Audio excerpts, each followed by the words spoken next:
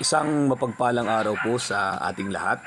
Ako po si Pastor Ralph at gusto ko po magbahagi sa inyo ng maikling mensahe mula po sa salita ng Diyos.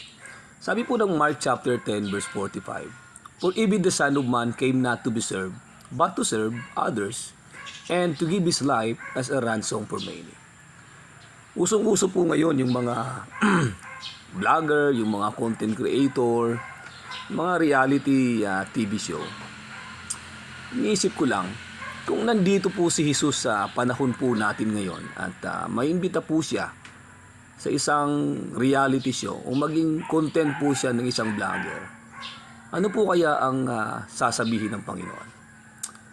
Alam nyo, without any hesitation or walang halong biro, sasabihin ng Panginoon, "I came to be a servant, not a celebrity." Wala po kasi sa DNA ni Jesus yung pagiging celebrity. And what's the lesson for us?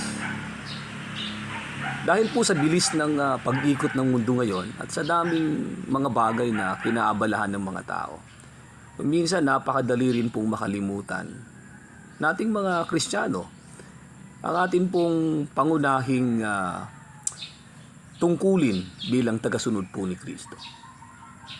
But let us not forget our goal. Instead, lagi po nating iisipin at focus po natin ang ating sarili bilang isang tagapaglingkod, bilang isang servant, at hindi po celebrity. Maraming salamat po. God bless and Happy New Year po sa ating lahat.